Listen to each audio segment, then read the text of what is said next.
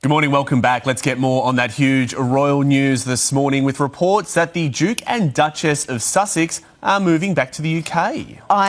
This has blown your mind today, absolutely Carl. has. For more, we're joined by entertainment editor Peter Foote. When I heard them make the announcement on Sunrise, you should have seen my head snap to the swivel. Yeah. Pete, 6 years since they left to go to the US, now they're coming back. Yeah, so look, it's 10 out of 10. It's an elephant stamp for giving us shock value and making us all sit up and go, wow. So we have to pay that to them. Of course, 6 years ago, they left the UK. They've said pretty terrible things about everybody. They've burnt a lot of bridges. They've got media organisations who now truly do hate them, if they didn't hate them before. They are walking into the fire. And they've obviously planned this for some time. I mean, the kids are enrolled in schools, so presumably there was some checking out of the schools done and all that kind of stuff. And it looks like the house where they will live, which is a private residence, has already been chosen and organised. So there must have been months of planning going into this before we're told. The King was told last weekend, and now today it becomes public. There hasn't been an official statement as such, but... OK, Sussex squad. We need to talk, because apparently Harry and Meghan are coming back to Britain. And judging by some of the headlines already flying around, you would think Buckingham Palace has received a ransom note saying, honestly, the drama is already doing the absolute most. According to reports, Prince Harry and Meghan Markle are preparing to spend an extended period in Britain with Archie and Lilibet. The children could reportedly begin school in the UK from September. The Sussexes are said to be arranging a private home. They are reportedly keeping Montecito. They are reportedly keeping their property in Portugal. And here's the bit certain commentators seem to be struggling to process. They are coming back as working royals. No royal office, no official schedule, no palace job application, no begging for a balcony spot, no marching back into Buckingham Palace shouting, so why exactly are some people behaving as though Harry and Meghan have just admitted defeat? Because apparently, according to certain corners of the media, if you leave Britain and later decide you would like to spend more time there, you must be crawling back. Oh, please, let's calm down. This is a family making a decision about where they want to spend time, not the final round of... And yet the headlines are already giving us words like scurrying, crawling back, and tails between their legs. You almost have to admire the commitment. 6 years later, and some people are still trying to win an argument that Harry and Meghan aren't even participating in anymore. Because here's the delicious irony. If Harry and Meghan wanted to completely abandon Britain forever, they could. They have a home in California. They have an international life. They have their own projects. They have their own income. They have their own identity. They don't actually need the palace to tell them where to live. And yet, if the reports are correct, they're apparently saying, that's it. That's the scandal. Lock up the tea. Call the royal correspondents. Someone alert the tabloids. The Sussexes might actually want their children to experience Britain. How dare they? And here's where I think the media framing gets particularly silly. Because Harry and Meghan aren't reportedly giving up Montecito. They're not throwing away their American life. They're not selling everything and moving into a royal residence. They're not announcing that they're becoming working royals again. They're creating that sounds less like defeat, and more like a family with options. Actually, let me say that again. Harry and Meghan can reportedly live in Britain for part of the year and still maintain their American home. They can spend time with family, they can educate their children in Britain, they can support causes that matter to them, and then they can go home. That's called having a passport. It's not called surrender. And I suspect that's exactly why the Megxit failure narrative feels so desperate. Because if the Sussexes can return to Britain, then the old argument gets rather awkward. Think about what happened in 2020. Harry and Meghan stepped away. The narrative was basically, they're finished. They've destroyed everything. They won't last. They'll come crawling back. Then they built a life thousands of miles away. And now, 6 years later, they may be saying, and the response? They're crawling back. Well, which is it? Did they fail, or did they simply make a choice? Because those aren't the same thing. And honestly, I think this is where the story becomes much more interesting. Because Harry isn't just thinking about himself anymore.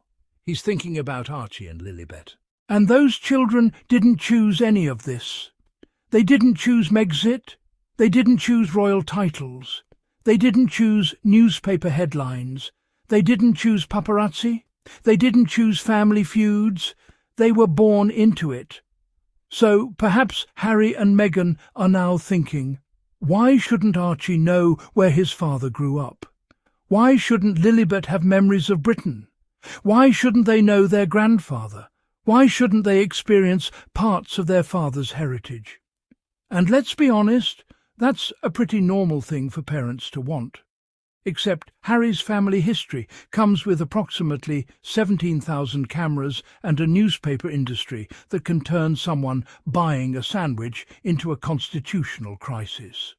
So yes, security matters, privacy matters, schooling matters. And Harry has been very vocal about security. This is not a minor footnote. For years, Harry has made it clear that he does not believe his family's safety can simply be left to chance. So if the Sussexes are seriously considering an extended UK stay with their children, you can bet that security is one of the first things they would have considered. Now, do we know exactly what arrangements have been made? No.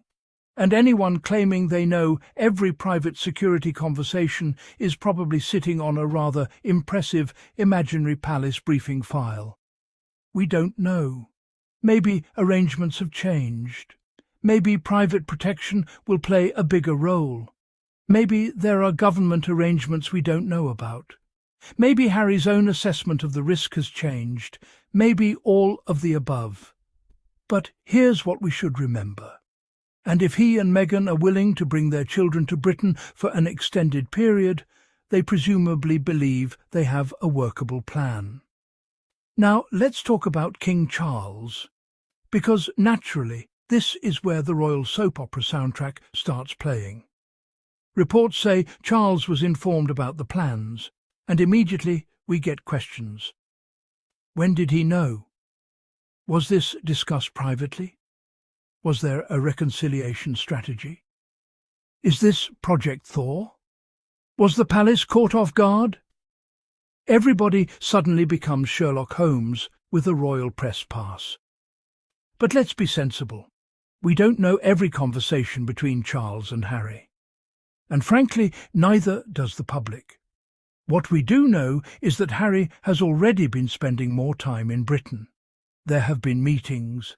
There have been family moments, there has been contact, and the children have reportedly met their grandfather. So, whatever anyone thinks about the relationship between Harry and the institution, something has clearly shifted from the total distance we saw at various points over the last few years. And maybe that shift doesn't need a dramatic announcement. Maybe families don't always reconcile with fireworks. Sometimes they just talk. Sometimes a grandfather sees his grandchildren. Sometimes a son visits his father. Sometimes people decide to lower the temperature. And perhaps that's exactly what we're watching. Not some grand royal restoration, just people trying to find a way forward. And I actually think that's much more powerful. Because the Sussexes don't need to become working royals to have a relationship with Charles. Harry doesn't need a royal title to be his father's son. Archie doesn't need a palace balcony appearance to be Charles's grandson. Lilibet doesn't need an official schedule to know where she comes from. And Meghan certainly doesn't need a royal job description to be part of her family's life. That's the bit I think some commentators still haven't understood. It changed his relationship with the institution. Those are two very different things. And now we come to Meghan. Because, of course, We already know what some headlines are going to say. Meghan is forcing Harry back. Meghan needs Britain. Meghan wants the royal spotlight. Please, can we give this woman 5 minutes? Harry and Meghan are married adults. They have 2 children. They make family decisions together. If they're choosing to spend more time in Britain, perhaps, just perhaps, we can resist turning Meghan into the villain in a story about her own family. And let's remember something else. Meghan isn't coming back as the woman who arrived in Britain in 2017. She's not stepping back into the same circumstances. She's not returning as a newly married actress trying to figure out royal protocol. She's coming back as a mother, as a wife, as someone with her own career, her own public identity, her own experience. And, crucially, that's very different. And if Britain doesn't work for the family, they can leave. That's the beauty of independence. They're not trapped. They're not dependent on royal accommodation. They're not dependent on royal employment. They're not dependent on palace approval. They have another home. They have another life. They have another country. And that means this time the relationship with Britain can be entirely different. Maybe Britain becomes a second home. Maybe they spend several months there. Maybe they eventually spend more time in America. Maybe they split their lives between countries. Maybe they change their minds. That's life. But apparently, when you're Harry and Meghan, changing your mind is treated like a national emergency. If they stay in America, Harry has abandoned Britain. If they return, Harry has crawled back. If they reconcile, Harry has betrayed Meghan. If they don't, Harry hates his family. Honestly, choose a storyline and stick to it, because this constant goalpost moving is getting ridiculous. And that's why I think the phrase deserves to be challenged. What exactly is the defeat? Harry and Meghan wanted independence. They got it. They wanted privacy. They built a life away from the centre of royal life. They wanted to make their own professional choices. They did. They wanted to raise their children differently.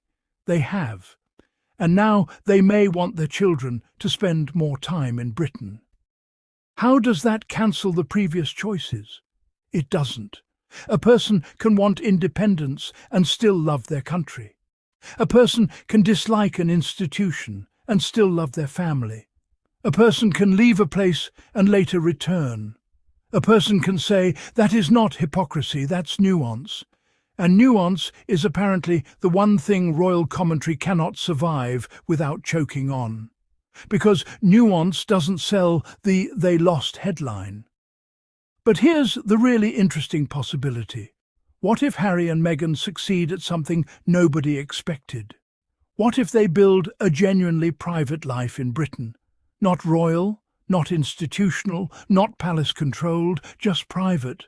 What if Archie goes to school? What if Lilibet makes friends? What if the children get to know their cousins?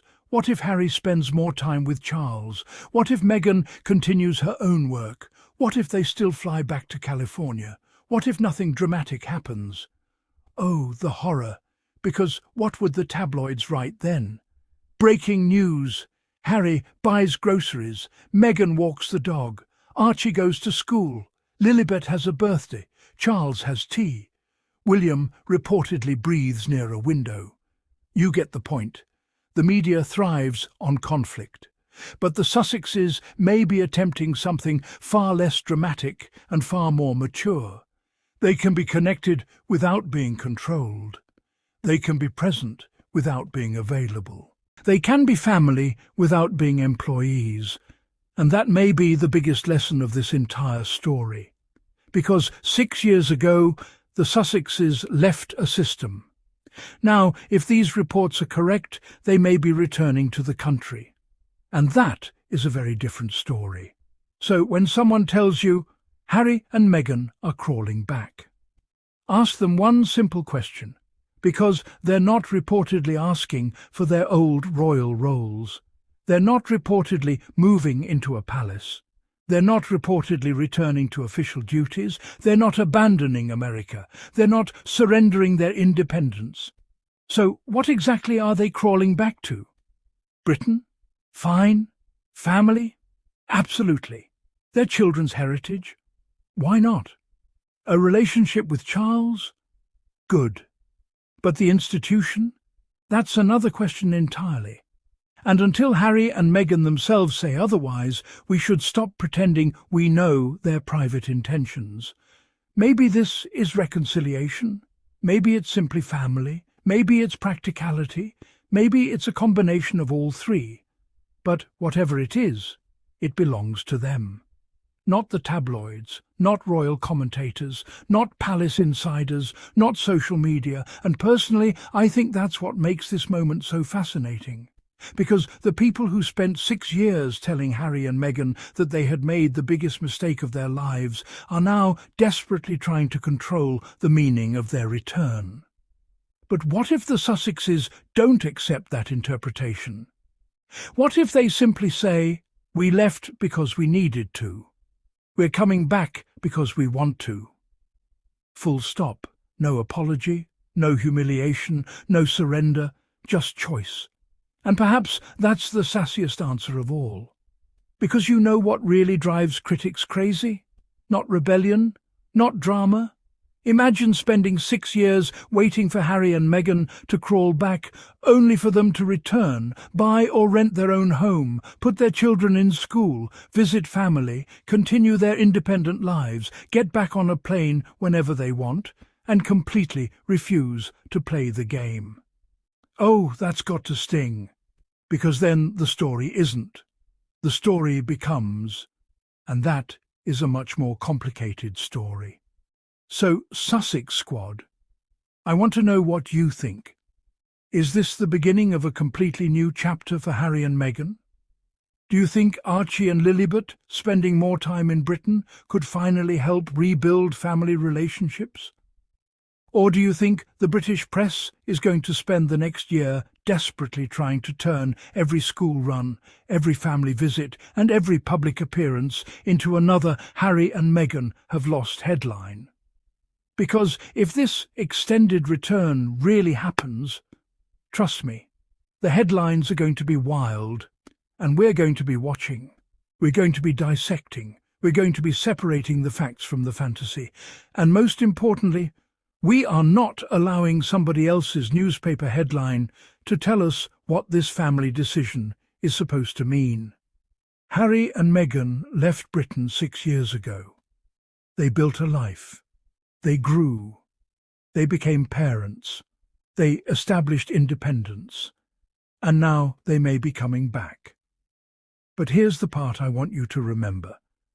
And if Harry and Meghan are returning with their children, while keeping their independence, keeping their American home, keeping their private lives, and staying outside official royal duties, then maybe they aren't coming back to the old life at all. Maybe they're coming back. And honestly, that is the chapter I'm interested in. Because if the Sussexes really are back, Britain may have to learn something it hasn't quite mastered yet. And darling, that's where this story gets very interesting.